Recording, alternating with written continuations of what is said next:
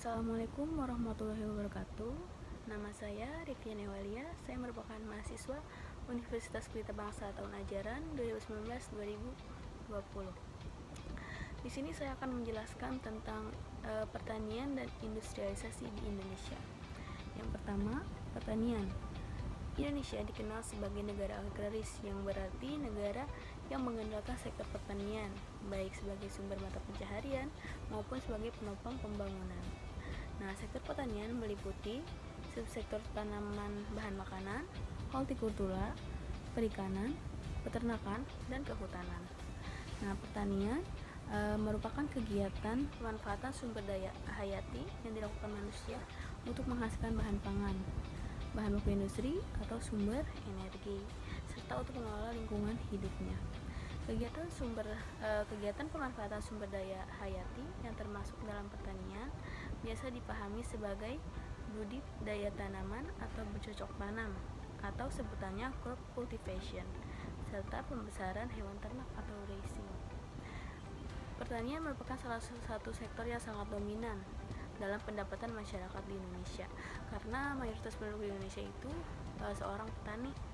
Namun, produktivitas pertanian masih jauh dari harapan. Pertanian dapat bekerjasama secara harmonis dengan sektor-sektor yang lainnya untuk menghasilkan pertumbuhan yang lebih cepat, mengurangi kemiskinan, dan melestarikan lingkungan. Di sini ada 5 peran sektor pertanian dalam pertumbuhan ekonomi. Yang pertama, mensejahterakan petani. Yang kedua, menyediakan pangan. Yang ketiga, merupakan pasar input bagi pengembangan agroindustri. Yang keempat, menghasilkan devisa. Yang kelima, menyediakan lapangan pekerjaan. 1. Mensejahterakan petani. Sektor pertanian merupakan sumber utama kehidupan dan pendapatan masyarakat petani. Mensejahterakan di sini mengandung arti luas, sehingga menumbuh kembangkan partisipasi petani dan mampu meningkatkan keadaan sosial ekonomi petani melalui peningkatan akses terhadap teknologi, modal, dan pasar. Yang kedua, menyediakan pangan. Peranan klasik dari sektor pertanian dalam perekonomian adalah menyediakan bahan pangan bagi penduduk Indonesia yang saat ini sudah berjumlah 220 juta jiwa, dengan peranan pertanian sebagai penyedia bahan pangan yang relatif murah, telah menyebabkan biaya hidup di Indonesia tergolong rendah di dunia.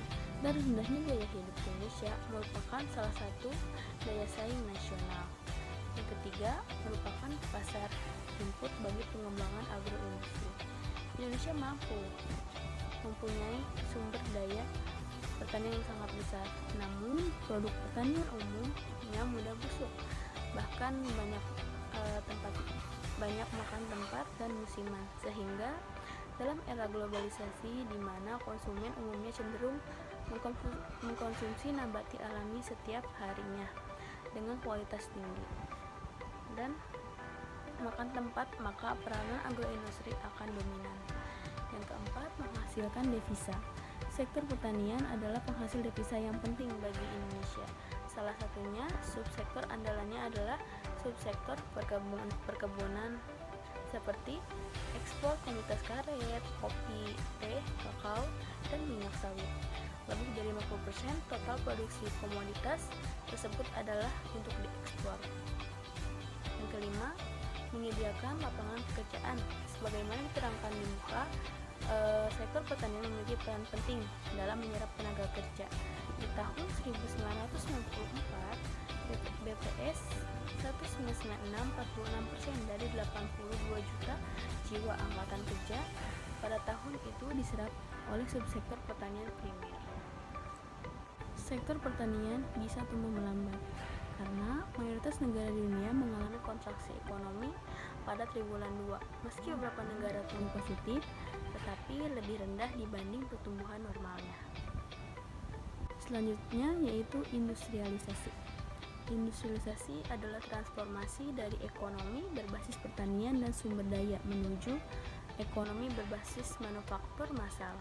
Proses industrialisasi esensi pada masyarakat kapitalis dan juga masyarakat yang didominasi negara dengan perencanaan pusat atau seperti bekas Uni Soviet memiliki kesamaan.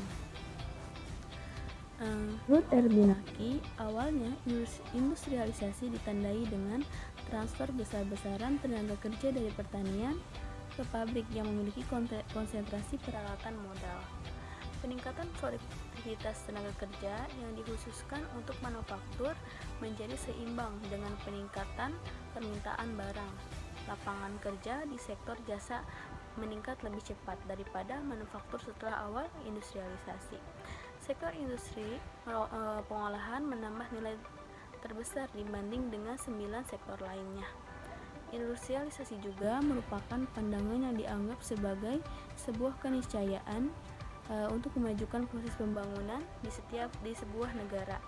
Industrialisasi dianggap sebagai satu-satunya jalan pintas untuk meretas nasib kemakmuran suatu negara secara lebih tepat dibandingkan apabila melalui proses tersebut. Dengan pegangan itulah, maka hampir semua negara di dunia telah dan sedang menempuh strategi industrialisasi tersebut, tentunya dengan beberapa karakteristik yang berbeda antara satu negara dengan negara lainnya. Karena paralelisme antara jalannya pembangunan dan strategi industrialisasi itulah, maka dalam perjalanan bisa dikatakan pemaknaan pembangunan hampir identik dengan industrialisasi, sehingga di antara keduanya tidak terpisahkan. Nah, di sini ada peranan sektor industri pengolahan dalam perekonomian di Indonesia. Untuk mencapai sebuah keberhasilan, pembangunan ekonomi dibutuhkan kerjasama yang baik antara sektor perekonomian, dan kerjasama mengakibatkan setiap kegiatan sektor produksi memiliki daya tarik atau backward linkage dan mendorong forward linkage dari setiap sektornya. Negara berkembang, sektor industri mampu mengatasi masalah perekonomian di mana sektor industri dapat memimpin sektor perekonomian lainnya menuju pembangunan ekonomi. Oleh karena itu, sektor industri mampu menjadi pemimpin terhadap perkembangan sektor perekonomian. Pembangunan ekonomi merupakan proses transformasi yang dalam perjalanan waktu ditandai oleh perubahan struktural. Sektor industri merupakan salah satu sektor andalan perekonomian nasional. Bahkan sektor industri pengolahan merupakan lapangan usaha terbesar dalam tenaga kerja. Nah, dilihat dari tabel ini dapat dilihat secara jelas bahwa perekonomian tidak akan mengalami kemerosotan, sedangkan industrialisasi mengalami kemerosotan. Dilihat pada tahun 2020 pada masa pandemi COVID-19, pertanian memiliki 2,2%, sedangkan industrialisasi dia minus 5,7%. Sudah jelas kan? Kalau gitu, sekian dari saya. Terima kasih atas perhatiannya. Kurang lebihnya mohon maaf. Wassalamualaikum warahmatullahi wabarakatuh.